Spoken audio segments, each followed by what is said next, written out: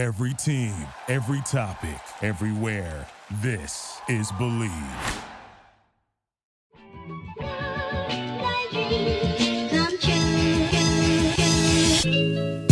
Welcome in to another edition of the JMU Sports News Podcast. I am Bennett Conlin. I am joined by Jack Fitzpatrick. Jack, I'm running the show today from behind the scenes, which is could be a struggle. This is amazing. Bennett Conlin, IT extraordinaire. Really awesome to see you control everything. I'm really proud of the growth I've seen out of you in the last 5 minutes to get this show up and running. We had a little bit of issues with going live, but we figured it out. I got confused. How do I make sure our Twitter handles are on there? Or did they show up? It's too late. That No, was an really? extra step. Yeah, that was an extra step. So you just have to go in by yourself and retweet, but because you just won't get notified now. I'm in on the little lower third for us, like on your screen. Oh, you know, unclick welcome into the JMU Sports News. Uh-huh. Oh, that's crazy. All right. This is going to be a bumpy ride for those watching. Fortunately, I think a lot of people watch after the fact. Good news for I will me. say I think this might be a bumpy ride for those listening too, as they hear us talk for 50 seconds about the lower thirds and the names. So it's going to be a bumpy ride. That's true. That is true. Look at that. Got the ads up. Pew, pew, pew, pew. There you go. You got the ad. So take it away. Take it away, Mr. Three-Notch Man. Yeah, 3-Notch. We are very excited that they stuck with us through basketball season. I'm not sure if all our listeners did, but 3-Notch did, which is exciting stuff. We've only had about like a 20% drop off. That's not horrible, actually. Probably because Byington and the boys are cooking right now. As what we've seen, if you're listening and you have friends that don't listen, one, tell your friends to listen to us because we're the authorized supplier of bad JMU sports takes. But also, I forgot where I was going with that. Basketball doesn't fall off as much as you would think. Yeah. Although when they were bad, it fell off a lot. Yeah, that makes sense. But 3-Notch, they're sticking with us. We love them. Yep. You can sign up for the Fresh Beer Club. Find out more at 3notchedbrewing.com. They have First Tap Fridays, Harrisonburg exclusive releases every Friday from brewer Nick Branson. I love it there. You love it there. Cozy. They got board games. They got pretty much everything you can possibly want out of a local brewery in Harrisonburg, in my opinion. I think they are number one of all the local Harrisonburg breweries. And that's some stiff competition, but I do think 3-Notch takes it home. And not only the fact that it's the number one in Harrisonburg, it's up there in Charlottesville, Roanoke, Virginia Beach, Richmond. Every major city in Virginia that I think there's a strong contingent of JMU fans, they have a tap room that you have to check out. And each one has slightly different kind of promotions and fun things that they do.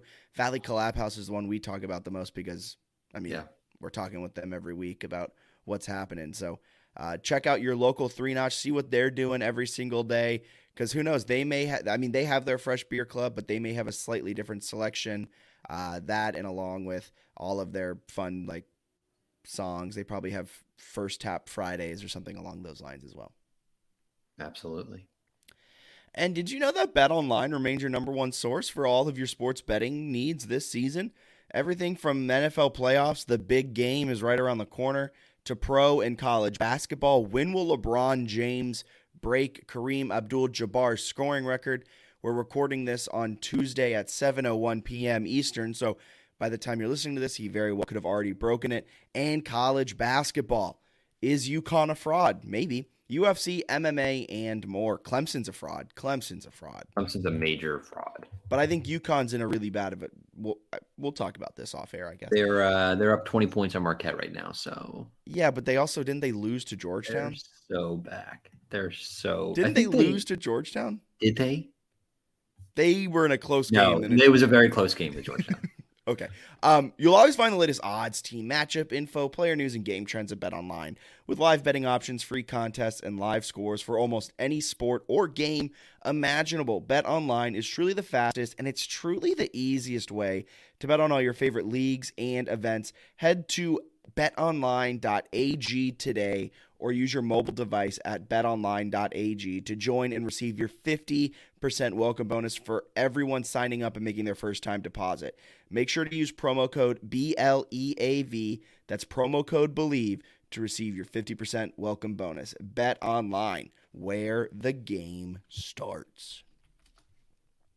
And where this podcast starts, men's basketball won 6 of their last 7. And I'll say this, their lone loss is a loss you would have expected on the road against Southern Miss, the number 1 team in the Sun Belt. It's not a bad loss at all. They've been playing significantly better, and I think, well, that's not entirely true, but I think if you look at their Sun Belt play here, they really only had one like conference stinker, which was sort of that home App State game, is one that I feel like they should not have been getting blown out in the early going there. They kind of made it a game, but still lost by 9. Obviously, Valpo and Coppin State are pretty disgusting, so you can't really say that about the whole season. But I think, in conference play, they have, 2 1-point losses and then a couple whatever. I mean, like, they've been pretty good. They're 8-4 now in league play. I'm not disappointed in that mark at all. I think 8-4 is pretty solid for them. 8-4 is really solid, and when you look at the combined, like the points that they've lost by, 1 against Texas State, 9 against App, so 10, 11 against South Alabama, 7. So they've lost 4 games by 16 points. I don't think that's a terrible mark. You might have to double check the math on the Southern Miss loss, but yep, I do indeed. I do. They lost by 13, not 7. So my math is off, and I apologize for that. But what is it? It's only like 24 or something for 4, so it's like an average of 6 a game. Like they've been really competitive in like every Sun Belt game, but I kind of go back and forth on how I view it. I was so off. For me though, it's like they won the first 2, and if you told me after the Marshall win that they'd be 8-4, I'd be like, oh, that's not what I was hoping for. But then for them to lose 3 in a row and then still get it to 8-4, I did not think they would necessarily turn it around like that. And it was kind of impressive how they did it. I mean, these last 4 games, this is their first 4-game win streak of the season against Division I opponents. And if I'm not mistaken, the first 4-game win streak against Division I opponents since Byington's 2020 year. Yes, yeah, only the second of his tenure. Or I guess so that's pretty amazing. And then they did that by winning 2 on the road this weekend, kind of in dominant fashion. It was a 78-73 win at ODU, and then it was a 63-57 win at App State. Both, they were close near the end, but there were large portions of that game where JMU completely dominated everything that was happening in that game. It is a little worrisome that down the stretch of both that they let those teams back into it. App had it tied, and I believe with under 2 minutes to go, it was a tie game. JMU ended up figuring things out, hitting some free throws late and winning by 6. Against ODU, they hit the shots they needed to end up winning by 5, but both of those they had 15-plus point leads at some point, I believe, in the second half. So it's a little worrisome that they came down to the end, but 2 road wins in 2 hostile environments. Yeah, those are nice wins. And if you look at like the win probability graph or whatever on KenPom, they never really felt like it was in serious jeopardy. Like there might have been times where it like got tied late or whatever, but they were never in a point in the 2 road games against like decent conference opponents where they were like dead. Like they kind of had the edge for the majority of both games because they jumped out to hot starts, and it's kind of what you're looking for, right? To start strong and hang on to the best of their ability. But defensively, they're playing well. They're still bricking a lot of threes, but it's I don't know. They're finding ways that when they don't have great shooting performances to sort of play through it a little bit. I'm going to touch on the standings real quick, and then we can get into kind of their shot selection and go into it. JMU is currently tied for 3rd in the Sun Belt standings. Southern Miss and Louisiana both sitting at 10-2 in Sun Belt play. Marshall and JMU tied in 3rd at 8-4. JMU has Marshall and they have Louisiana on the schedule. Very real possibility JMU can win both of those since both are at home. They can win both of those and leapfrog up the standings. Southern Miss loses a few here on the way out. The 1 seed still in play for Sun Belt Conference tournament. but most likely it will be kind of that 2 or 3 seed. But that 2 seed is very much in play because if JMU can win against Marshall and win against Louisiana, they hold the head-to-head tiebreaker, which will move them up the standings. So after what looked to be dead in the water, sitting at 2 and 3 in the middle of a 3-game losing streak, and all Sunbelt hopes went to die, JMU has now won 6 of the last 7 and sit very pretty for a double bye in the conference tournament. Yeah, if you can get the double bye, that's key, right? You obviously don't have to play a couple games, so that'd be helpful. And I like their chances against pretty much anyone in the league. I don't think they're like a lock to win the conference or anything like that, or even the favorite necessarily. Yeah. But I think they'll have a chance regardless of who they play kind of late in the conference tournament. So I'm excited about the defense. I feel like the defense has really come on. And the 3-point percentage was good this weekend. I should walk that back a little bit. They shot it pretty well from 3. There's still some stretches where it feels like there are some tough shots or maybe some interesting shot selection. But like, shout out to Julian Wooden. He hit 8 threes in those 2 games, 5 against ODU, 3 against App State. He's a big time shooter. He proved me right after almost proved me wrong there for like a 5-game stretch where he hadn't hit a 3, but he's had a chance to run a little more with Sule out, I feel like. And I like him offensively. I really like what he brings as a shooter and then also as somebody who can score from inside the 3-point line. He just feels like a really good player. Yeah. JMU shot 43% this weekend from behind the arc.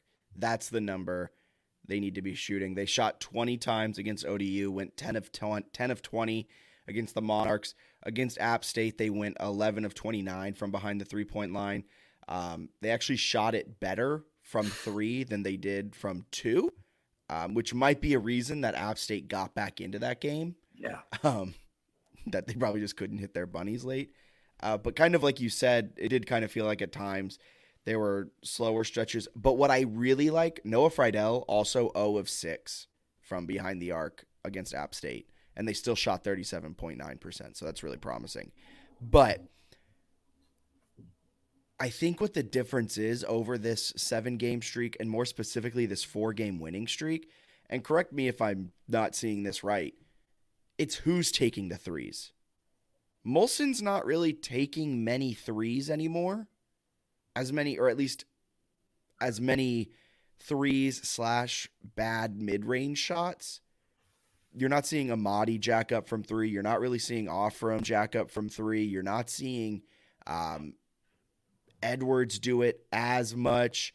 Ian Nacho was 2 of 3 against App State, but overall he's kind of picking and choosing his spots. He's not taking contested jumpers. It seems like they all know their role a little bit more. Yeah, they seem to be playing into it. I think that's accurate. It's like Edwards, for example, is like he kind of knows if his shot's there. Like, and if his jumper's not and he can score from 2, he does it. If he feels it a little bit from 3, he might take a couple more. But yeah, I mean, I wanted Wooden to take more threes than he is, which I think is good.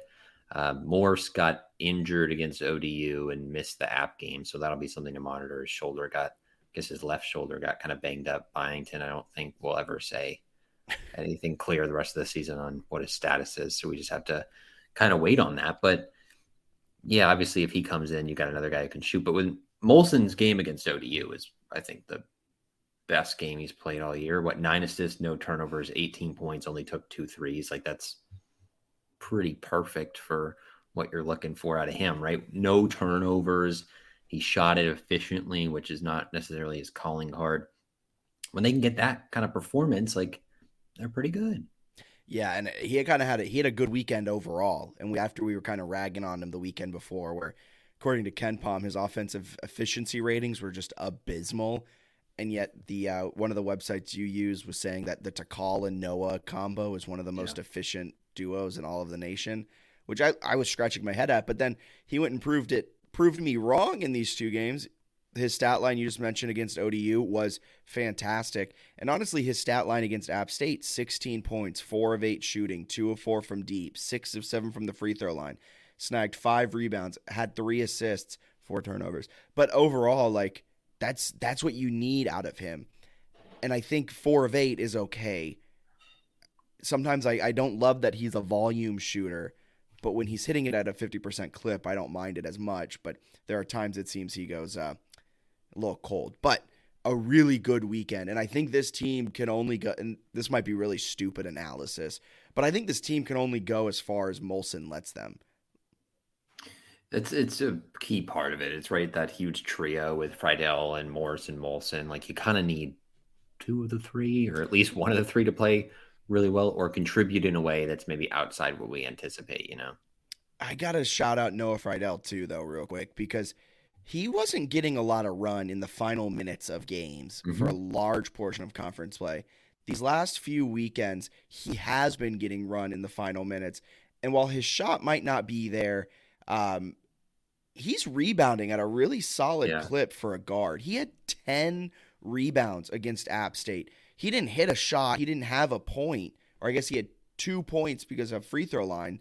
But, like, you can pull down 10 rebounds. I love him being out there. As long as he's not kind of the Achilles heel to the defense. He had 5 against ODU. He had 4 against ULM. Only 2 against Coastal. But, like, these last 3 games, he's averaging, 6 rebounds a game? He's a good rebounder, and the fact that he can hit threes is really good. And then we have his other players sort of backing him up if he has an off shooting night, right? Where you've got Wooden knocking him down, Edwards knocking him down, even Iannacho and Molson. You can space the floor more, and it becomes a more dynamic offense. Now, when they have the games where they're shooting like 20%, obviously it's nice to see them attack a little more, which they do at times. But I think they're kind of figuring some stuff out. And then they only had 6 guys play 25 minutes or more. So they have narrowed the rotation a little bit. Some of that is because they have to, because Morris and Soule aren't available, right? But it's like sort of it's obviously a problem to not have those two. But at the same time, it makes them play a narrow rotation that seems to have some decent cohesion. So I'd be interested to see exactly what Byington tries to do once they ideally get those guys back. How exactly do you mix them in, right? If Soule's gone a few weeks without playing, what's his ability to sort of phase back in and not throw you out of your rhythm? It'll be kind of interesting to see how they make that work. Yeah. And one last thing on that App State game. I think it was fantastic that Friedel only had 2 points, went 0 of 6. Mezzi only had 4 points. And his last bucket came with 17 minutes and 5 seconds left in the first half. Still picked up a road win. And you still won. And the guys that scored in double figures were Iannacho, Molson, Edwards, and Wooden. That's like a very interesting 4-man mix of scoring in double figures. Heck yeah, it is. So are the Dukes back? Because we were talking after they go 2-0, right, early in the season at times too, that this is, maybe an NCAA tournament team. Are we getting those same vibes? Are we getting hey, this team is going to roll through the Sun Belt, put themselves into March Madness? Okay, last time we got really excited.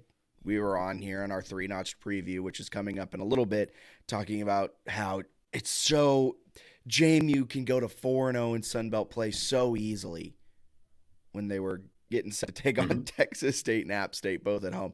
And they ended up dropping them both. And then we came back on here. Okay, I know they went 0-2 that weekend, but they can go 2-0 again this weekend. And they go 1-1 against South Alabama and Georgia Southern. So I don't want to get ahead of myself because there is a part of me that is saying these are very winnable games coming up against Georgia Southern and Coastal, both on the road. But I think JMU loses one of them. I think they go 1-1 this weekend. However, I do think they're back. I think the double bye is very much in play. They have a tough Final Four: ODU, Louisiana, Marshall, and Georgia State. They've played Marshall and Georgia State already. Louisiana is the best / second best team in the Sun Belt, and you just played ODU last weekend. So when you end up playing ODU again, it's not even a month removed. It's 14 days later. It's 2 weeks later when you're playing ODU for the second time. That's tough Final Four games. So you kind of got to pick up these two, but that's a long-winded way for me to say there's hope. There's hope, and I'm buying in. I'm taking the lighter I had under Byington's seat, and I'm blowing it out. I'm bringing it away a little bit. I think what he's done over the last 2-3 weeks is really solid. I think I'm all the way back in, and I've sort of been trending in that direction, and now I feel dangerously on board with this team. Like, I'm thinking they could win out.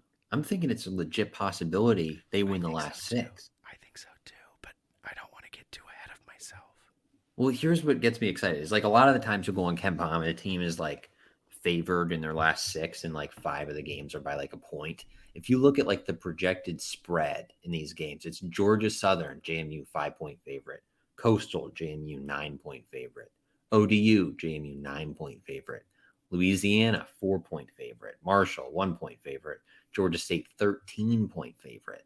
Like none of the like there are games in there where it's like, yeah, I don't know that they'll cover, but like you're a 9-point favorite. I don't know exactly what the money line would be, but like you'd be a pretty significant favorite to win the game. I don't think it's out of the question. I think for me, 4-2 is kind of the minimum where like you win 4 of the next 6. I'm still on board going into the conference tournament. If they end up going like 3-3 or worse, I'm probably a little bit concerned. But if they keep the momentum going, they can get 4 wins. You're looking at 21 regular season wins. I'm pretty pleased with that. I'd love to see them do more. And if they do get 6, you're going into the conference tournament on a 10-game winning streak. You got a net in a position where you go win the conference tournament. You beat some of those teams, Southern Miss, Marshall, Louisiana, that have, respectable nets themselves. You're talking about a 13 seed maybe, right? And you get a 4 and you're on a whatever it'd be, 12 or 13 game win streak. You're one of the hottest teams in college basketball. Maybe you get the Zags. You go, whoop, knock them out. And yeah, I mean, of course. I mean, it's a given. If you get Gonzaga, whoop, knocked them out. They're gone. Yeah. Drew Timmy down in the low post. No, Mezzi's on. We got shot blockers. We got shot blockers for days. We've been saying that all year. We'd love to go up against a 2-point specialist like that. It's a perfect matchup for the Dukes. For what it's worth, Ken Palm agrees with you. 4-2 is about what they're looking at, which is solid, right? It'd be 12-6 in the league. Like I don't have any complaints with that. I'd be very happy. I think there'd be a lot of reasons to be happy. But if they like went out, I think then you start getting a little steam. You start getting a little momentum. The other thing that I'm interested in, the two of the 3 like crappiest teams left on their schedule are the next 2. Yeah. Georgia Southern's not great. Coastal's bad. Like Coastal's just flat out bad.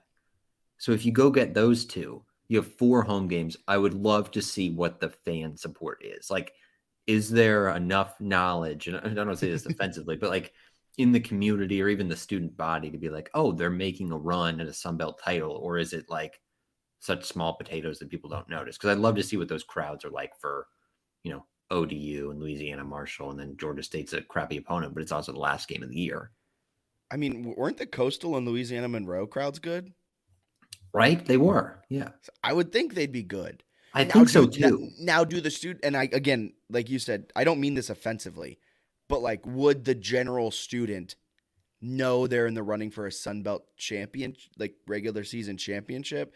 Would they know that, like, in all honesty, that Louisiana game, depending on how things shake out over the next 3 for Louisiana, could be a de facto Sun Belt championship game? Like, there are a lot of different factors that I don't think the normal fan would know. However, I think there's enough buzz around this team, especially if they win the next 2, that those final 4 home games may be the most, this is going to sound like a 62-year-old saying this, the most lit atmosphere we've seen since UVA last season. It's got a chance to be something. I think Southern Miss is sort of my runaway. I think they'll get it because they have a tiebreak. Like even if JMU goes on a run, Southern Miss 2 games up, they got the tiebreaker. I think they'll be the 1 seed. But if you finish tied 1 with them, I feel like you're taking a co-title in terms of claiming. I mean, you're not the 1 seed, but maybe you claim it. I don't know.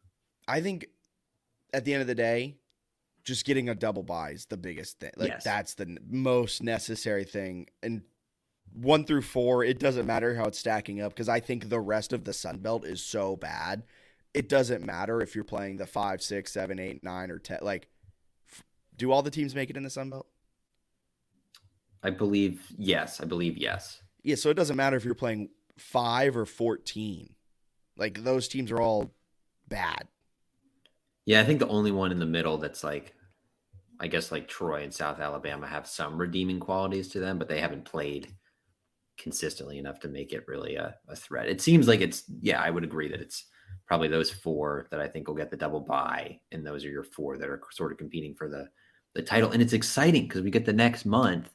If you're JMU, you got a chance to finish strong, and you could go from like, a little February or January, whatever it was, struggle bus, I guess January, little January struggle bus, to maybe being like a a darling Cinderella. Like, I mean, Here's it's the thing, a though. lot of things have to go right. Can I pump the brakes on you a little bit? No.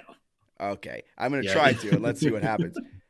There's a stronger chance they lose their first game in the Sun Belt tournament than they do winning the Sun Belt tournament. So, like, just mentally prepare No. yourself. They Well, could maybe. go 6-0. They could win out. They could be sitting pretty at 2 in the Sun Belt. There would not be any part of me that would be shocked that they lose the first game of the Sun Belt tournament. My guess, I think you would, once you get in, it would be the quarters if you have a double bye. This I is how I think know how important this is to you. Your hand movements are getting your hand I'm sort movements of don't. doing brackets in my head. I think they'll get through the quarters if they get a double bye. So they would win that first game they play, and then the semis and the finals would be legitimately hard, right? If you're going up against Louisiana, Southern Miss, or Marshall on a neutral floor, it's going to be hard. You're also, I think Pensacola is just probably significantly closer to a. Well, I don't know. Do you think anyone travels to that? Like, do you think Southern Miss or Louisiana are going to have like We legitimate were semis? talking about traveling to that. So, like, I think I there are just feel fans like the that travel. JMU section is going to be so small. I don't think we'll travel. Like, I don't think JMU will travel well. I think there'll be a larger Southern Miss contingent, Louisiana Yeah. contingent, Yeah. even Marshall contingent. Yeah, it'll be interesting to see what that atmosphere is actually like. But I don't know. I'm excited for it. I think the rest of the season they got a chance to go on a little run. So I guess we got to do a little preview action. Oh, 3-Notch Weekly preview? Is it time for the okay? It's time for the 3-Notch Weekly preview, breaking down another road trip after picking up 2 huge wins on the road last weekend. JMU hits the road yet again to take on Georgia Southern and Coastal Carolina, 2 of the worst teams in the Sun Belt. Georgia Southern comes in on a 4-game losing streak. They've lost 6 of their last 7. Their only win was against Georgia State. Georgia Southern, the former employer of Mark Byington. This is the first time Byington will be back down in Statesboro, Georgia. Since he was hired, Brian Berg has taken over, and the Eagles have not done a lot. They are the 4th best offense in conference play only, but their defense struggles. They allow a lot of points. They play at a medium-paced tempo, but they really just aren't good defensively. They don't turn you over. They don't steal the ball. They allow threes at an extremely high rate. They're 11th in the conference in three-point percentage against at 34%. So JMU has the blueprint to take down Georgia Southern. And then game 2, JMU just played Coastal on January 26th, and they won 75-69 at home. They now head down to Conway, South Carolina to take on a Coastal team that has lost their last 5 games, including a terrible loss against Chicago State. They're one of the worst teams defensively, and I know we just talked about this. JMU should blow them out of the gym like they did before. I was a little surprised that it was so close last time these 2 teams played. JMU should destroy them. Their offense isn't bad, 196th in the nation, but they have the 330th worst defense in the nation of 363 teams. Bennett, the floor is yours. What do you expect out of this weekend? I assume a 2-0 week. I think so. That's my expectation. You've kind of got a perfect scenario, I feel like, if you're JMU, where Georgia Southern and Coastal, you can make an argument that they're sort of jockeying for seeding at the bottom of the Sun Belt, but it's not a lot going on there. I'm not sure exactly what their motivation would be in sort of early to mid-February on a gigantic losing streak, other than like, hey, let's maybe gear up for a late run in the conference tournament. But I think right now is a lull for them mentally. Those 2 opponents where, hey, we're not playing well. Let's figure it out in like 2 weeks. So I think if you're JMU, you got a great chance to jump on them. I cannot imagine either atmosphere is going to be great. So I think if you're JMU and you can stay focused and sort of execute what you're doing defensively, you should be in a great position to get 2 more. And the games mean a lot. We've talked about some of these sort of mediocre opponents, and it feels like JMU maybe doesn't focus quite as much. These games really matter because if you get them, you have a 4-game homestand to finish the year to go make a run. Yeah. Huge. Also, hilarious to me that Cliff Ellis is like 100 years old, and they're like, look at this legend of coaching. We were texting about it during the Coastal game. Here's can I make a request to all broadcasts out there and all like media members? Can we not hype up a coach who's been at a school for 50 years? That doesn't mean he's good. That means that program is okay with mediocrity, and that's all that coach will bring them. Hey, what, he had one good year at Auburn, I guess. Is that sort of his? I think. And he's He been a has a coach lot for of like wins. 20 He's years. had some. He's had some apparently some decent years. Let me go through here. He's an okay coach. Like he had Clemson was doing some stuff, Auburn's doing some stuff. Coastal, like the last decade, has been pretty irrelevant though. That's what I'm like. Like if Coastal was okay, like Coastal clearly is okay with mediocrity. Like they should have fired him 5 years ago and like restarted, but instead they're like, well, the only thing we can hang our hat on is having a legendary coach. Made the second round of the NCAA tournament 2013-14, qualified again the next season. Since then, they have not played in an NIT or an NCAA tournament. They've played a lot of those like three CBI appearances since then, which is awesome. Being like, yeah, we'll go back. Sign us up. Which I'm laughing now in JMU, like in 4 weeks, I'll probably be in the CBI. But a pretty funny little setup there that they would agree to playing a bunch of those. I am with you that there's a lot of like what they've done is unbelievable. It's like, well, not recently though. Yeah. All right. Do we want to move on from the happiness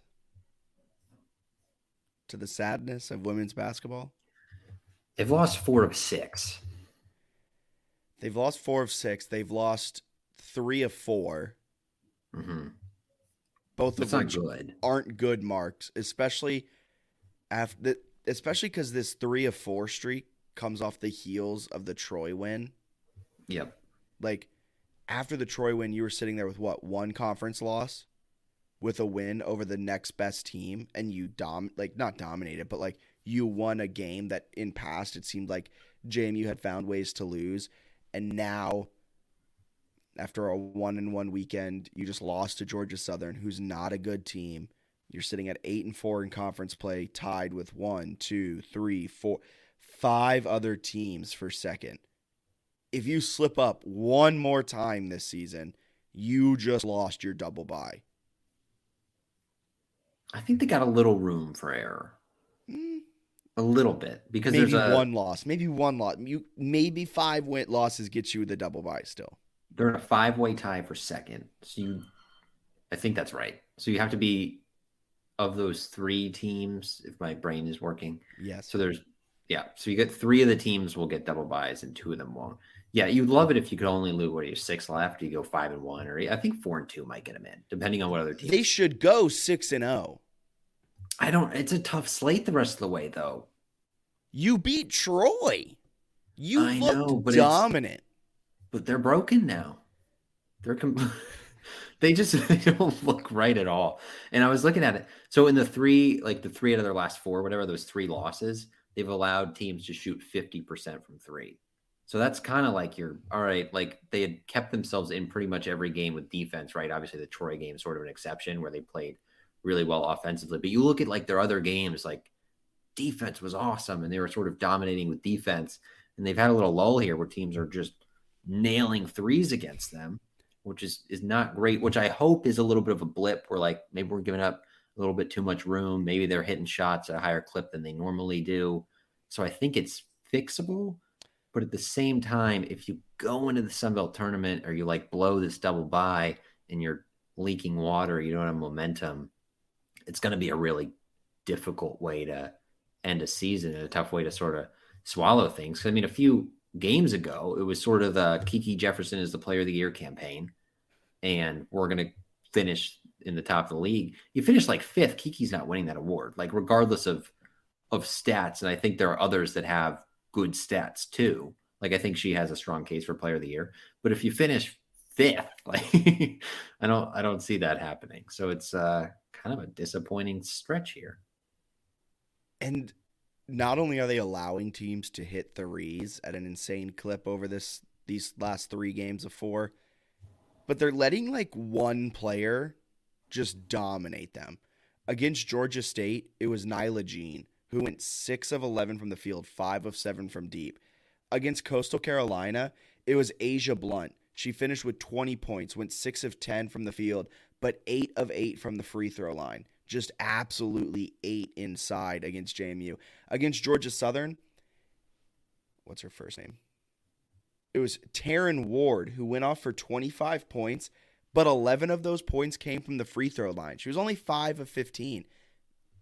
There's been kind of an issue that teams are hitting their threes and getting to the line at a really high clip. Yeah, the defense has not been where it needs to be. And I still think Kiki's like stats maker the favorite, but I could easily see if Troy kind of runs away with it, you find someone on Troy because they've got some ballers that we saw in person that could make a good run at it. So it's super disappointing. And the stretch they have coming up here. So there's 5 teams for second, which is kind of hilarious that many teams can be 8-4 in league play. But what is it? I think like Louisiana is one of them. Texas State's one of them. ODU is one of them. Like they play all those teams. So it kind of does get to a point like where you're talking where you can't lose more than like 1 or 2. I mean, you can lose some of those, but you can't lose any of them against the teams you're tied with. Because then that's 2 losses, right? That's a loss on your record, but that's also a loss in the – I'm sorry, I didn't mean to flick you off as I was counting off my fingers. That's also a loss head-to-head, so then you'd have to win 2 games to, like, leapfrog them.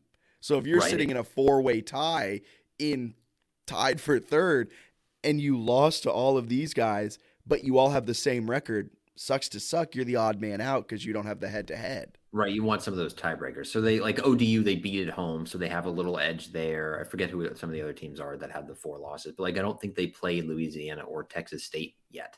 So those are like huge games, right? Because they could kill you in the tiebreaker. So I don't know. We'll see if they can kind of figure it out and get things rolling. I would like them to, because when they play their best, I think they have a good chance to win the league or at least contend for it. It'd be nice to see them get to an NCAA tournament. It's sort of the one thing they haven't done under Coach O. So we'll see what happens there. It's a little pressure on for sure. What they got Louisiana Thursday at home. That's a huge game. Arkansas State stinks Saturday. So like they should win that game. So did Georgia Southern. I think Georgia Southern's decent. They clipped them in Harrisonburg too, and they can score. So I'm less concerned about Georgia Southern, more concerned about the coastal Georgia State losses. But at the same time, you don't really love to be like, hey, we're the best team in the league, but you lose both meetings with Georgia Southern, including a double-digit road loss. Like, like it starts to add up where maybe Georgia State's competitive. I mean, Georgia Southern's competitive, but they're not they probably shouldn't sweep the season series. Yeah. So what's in the water? What is it in Harrisonburg? Is it just defense? Like, is that all it is? I got to go back and listen to Coach O's this week's press conference, because last week he was saying there's something in the water, like something is kind of up, and I got to find out what it is, which is not really what you love to hear in February. Well, I kind of chalked it up at first to the McDaniel injury, how she like dislocated a finger, and then for the next 2 games, which were the 2 games they lost, she had a huge bandage on her hand, and I believe she still had that this week. So maybe it's some of that. Kozlova got banged up, and then she came back. Mm-hmm. Maybe it's just that. Maybe it's just kind of the injuries. But, man, it feels like every year we think women's basketball is amazing, and then near the end of the conference season, they kind of stumble. They've also been horrendous from 3 during the losing streak, which I think played like the gap between 3-point shooting percentages, them and their opponent in those losses, is like 30%. Like they're shooting like 20%. The opponents are shooting like 50. So maybe you can chalk it up to that. But we've talked about that with the men's team. Like it's kind of hard to totally fix like 3-point issues. You know what I mean? There's no like, hey, become elite shooters. Like if Peyton McDaniel isn't hitting 6, like what do you do to actually fix it? It's also more annoying with the women's team because you have what looked to be one of the most dominant post players in the entire conference in Kozlova. And you have Kiki Jefferson, the master of the mid-range and the interior.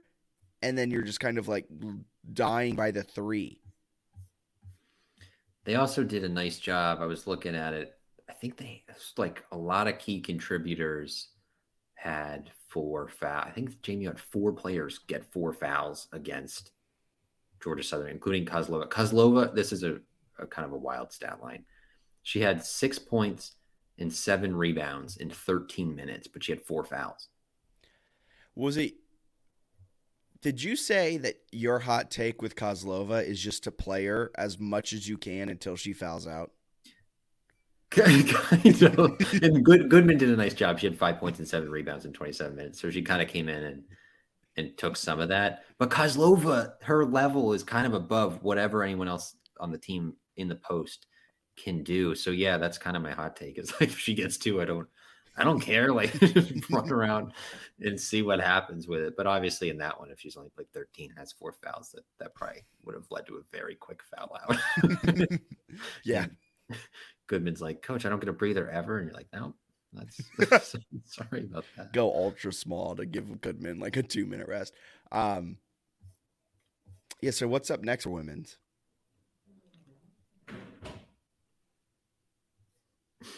We got that next. We'll break that down next. The women's team, though, they got Louisiana and Arkansas State this weekend, like you said. I just remembered you said that. Louisiana good, Arkansas State not good. Yeah, I truly think, though, they got to win. Louisiana's a must-win. Is it too early to call it a must-win? I think it's in that range because you look at Texas State and ODU as some of those other 4-loss teams, both those on the road.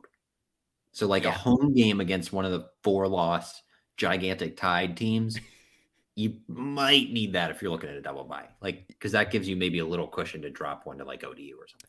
And just to put everything in a little bit more perspective, 5 teams tied for second at 8-4 in conference play. Then there's 2 more teams tied right behind them at 7-5. I didn't realize there were 2 at 7-5. So there are 7 teams. Yeah, jockeying for like 3 spots. So that kind of does become that. If you drop to 5 with some of those other teams, I think the Louisiana one, because it's at home, could possibly qualify in that must win. I don't think that would be a stretch given what they have the rest of the way. And then Arkansas State's so bad that one's a must win too. Like you can't lose a home one to Arkansas State. That would be kind of killer. Those 2 teams tied at 7-5 in conference play, Marshall and Georgia Southern. That's wild. Yeah. So they play. You got it. This is a must win. This Louisiana game is a must win. What is App? App is, drum roll please, 4-8. Okay. So then those 2 games, Arkansas State and App, feel really winnable. Your other 4, 3 of them are against 8-4 teams, and one is what, Marshall 7-5. Yeah, that's nuts. So there's like, I don't know. A couple weeks ago, we were talking about they're probably going to win the Sun Belt, and now like they need to turn it on to get a double bye. Yeah, if they lose, crazy. That's crazy. I really think if they lose any more than 1 game, they are not getting a double bye. I think they could maybe get away with 4-2. You know what? They just got to go. If they go 6-0 and handle their business, they'll have the double bye. Yes, it would be nice to see them go on a little bit of a run here. Yeah. Okay. Yep. All right. Moving on from women's basketball then to this lower third that you're just so excited for. Can you read it out loud for us? Yeah, it's a lot of words. Rank the hot seats. Marlon Eikenberry, Coach O, and a couch cushion that's just been sat on. Number 1, Eikenberry. I agree. Number 2, is this from my perspective or is it from what I think the athletic department? This is from your perspective. Okay, Eikenberry, Coach O, a couch cushion. Oh man, I would do couch cushion too. No. From the athletic department, yes, you're right. I think so. But from Jack Fitzpatrick's perspective, Coach O, if this season ends in a meltdown, come on. Yeah, they at least got to put themselves like back in the mix. Like I think you got to get the double bye. You got to be in the mix. You don't necessarily have to win the Sun Belt. I think you have to make the championship game though. It would be anything less would be disappointing. I mean, you can't to go through Kiki Jefferson's whole career without an NCAA tournament appearance would really be devastating. That was my exact point. Yeah. Without winning without a conference championship berth. Yeah, that stinks. That's why he's number 2. We hate to see that. Eikenberry though, his seat is on fire. There's I don't know how he's still alive. Yeah, we got to talk quick spring sports because I did not realize that they had they start this week. Yeah, they do. Baseball starts up here in a couple of weeks. Charlotte's opening day is the 17th, so I imagine That's baseball's same with running. baseball. We got softball Friday. I forget softball starts so much quicker. Softball in the They're Sun back. Belt, baby. Can't wait for that one. Picked to finish fifth. Yeah, that's not surprising. They had a bad year last Not year. overly surprising. The other thing I'll say, both national and local softball coverage, understandably limited. But at the same time, I have no idea what to expect. Like, I don't think there's like the coverage is like it'll be like, Lauren Laporte will say that they're having a good fall. You know what I mean? Like, there's not like someone tell me if they're gonna be good because I don't know. And I feel like other people might be in the know, especially internally. Like, who's gonna play? I know Hannah Shiflett's gonna play, right? She's a star. She was talking with the Breeze. She wants to be like a first team All American player. Sweet goal. She wants to be the best player in the Sun Belt. I think that's like she's gonna be one of the best, no doubt. Alyssa Humphrey's gonna pitch a bunch. All right, like what else is gonna happen? So I guess we just sort of have to find out Friday and beyond because I haven't read or seen a lot about like what to actually realistically expect. Yeah, last season, just a quick recap of what happened last year. Alyssa Humphrey led the team in innings pitched with 130 and a third, and she had a 3.92 ERA. Alexis Bermudez was second on the team with 92 innings pitched, had 3.73 ERA. Bermudez, though, graduated, was a redshirt senior, so she's gone. And so the next person up, Meredith Wells, a sophomore pitcher from Daleville, Virginia, had a 4.59 ERA in those 29 innings. So expect a heavy dose of Alyssa Humphrey.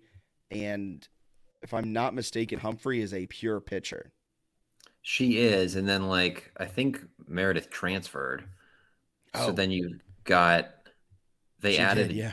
they added a Georgia transfer, but I don't think she really played at Georgia. And then freshman, I think it's Kyla or Kayla Berry. I'll have to get the pronunciation guide, hopefully here soon.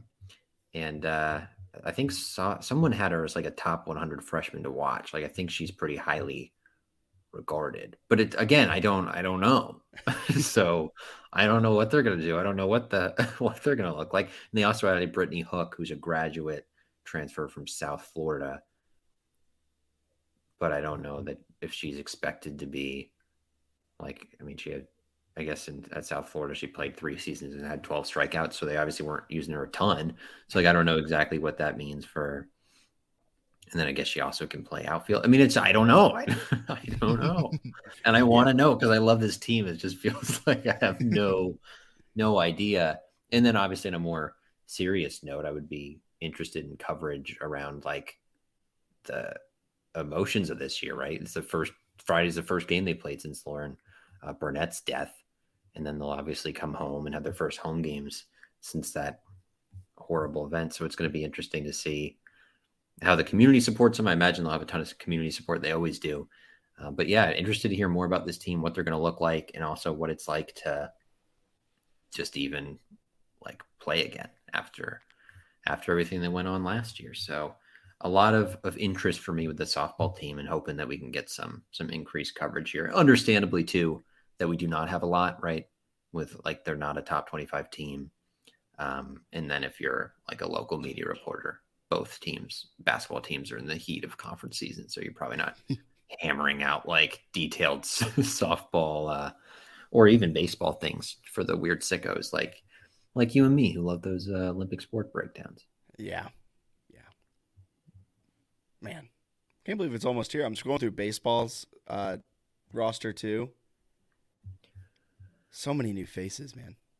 Oh, we got to do a quick. I guess we'll do more next week, but like they got to show me something. Baseball's got to show me something here. Oh, 1,000,000%. And the fact this team didn't do anything last year is sorry, let me stop. A very inexperienced catcher's room, one sophomore, two freshmen.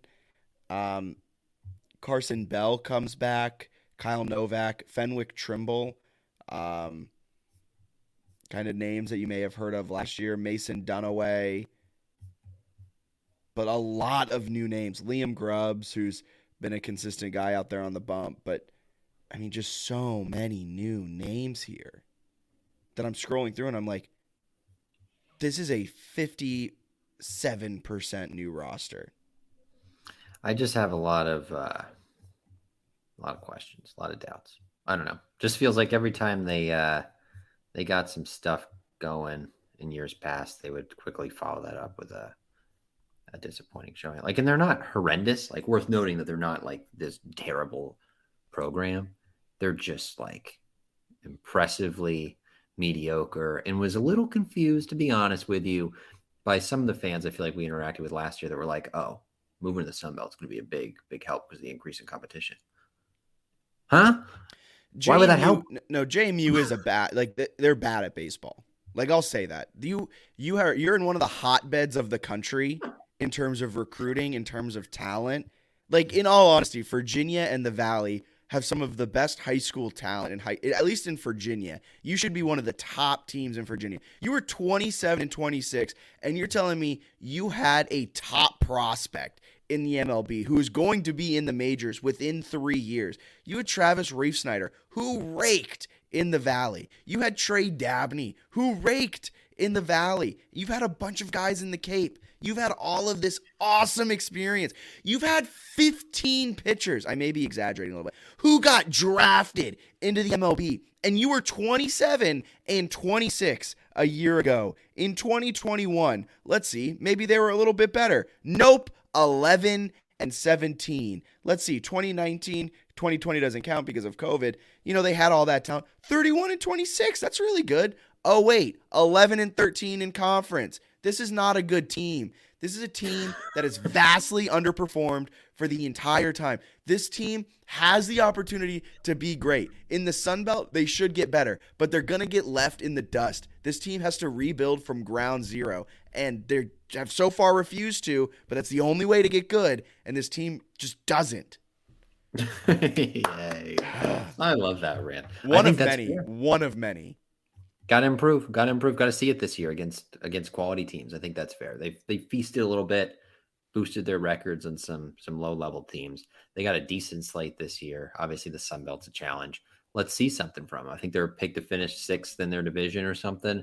Kind of checks out. They're not really expected to be good. I don't think they're going to be good. So we'll see how that plays out. Probably got you fired up. Lacrosse is expected to be good again, not in the Sun Belt. They're in the American. They're top. I think they were like 12th or something in a preseason poll. They're supposed to be a top 15 they're good. Team again. Schedule, as you would expect, is very much loaded every year. So, yeah, they're kind of going to do what we expect them to do, I would think, which is like make the NCAA tournament and be a tough out. I think the national championship season, hopefully I'm not getting too far ahead of myself, kind of feels like an outlier. I don't think they're going to be like a consistent national title team. I think they'll be a consistent, like, we make the tournament and then like one or two things break their way and they maybe get a recruit who's better than their, average level, and maybe they make another run at it. Championship team was stacked. Like, it's hard to replicate that, especially when you're not like, when you're not recruiting that talent every single year. Right. And like, they did schedule Johns Hopkins again, or not again, but like, I think that's who they lost to last year in the NCAA tournament. That sounds right. Or they played him, right? For sure. Yeah. Well, so interesting that they brought him back on their schedule this year at home. And they like always open with North Carolina, which is just sweet, where it's like, oh yeah, why not just open with those guys? And they always have that Sparks Maryland like tournament thing, but it's never a tournament. It's just a one game, and it's always against UConn. That's always fascinating. They got a cool home slate. Maryland and Ohio State and Florida. Florida came the national championship season. They played Florida in the NCAA tournament at home. Crushed them. Look at this home slate they have here: Maryland, Ohio State, Johns Hopkins, Florida, UVA, ODU, Richmond, Cincinnati. That's what I'm looking for out of football. Do you think Byington can have a word with them too and try to figure out how they scheduled their? We need to do that in a joking way and tweet that at Shane or something. If Lacrosse can do it, why can't Byington get? Why there's no reason Ohio State and Maryland shouldn't be coming here back to back. Oh man, oh that's awesome though. What other sports? We got golf starting up here soon.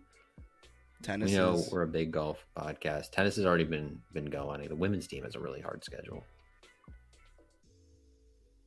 So awesome. It's going to be a busy spring. Let's go. Hopefully baseball puts it together and they find themselves in Omaha. It's time for them to do that. Not with this coaching stuff. Well, yeah.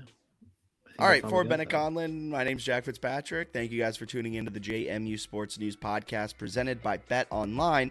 Have a wonderful rest of your day, and remember, drink plenty of 3-notched beer if you're of age. See ya.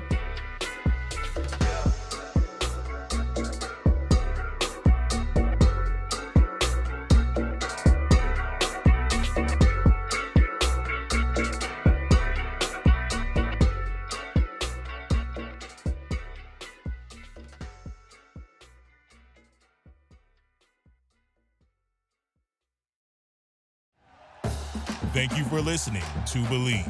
You can show support to your host by subscribing to the show and giving us a 5-star rating on your preferred platform.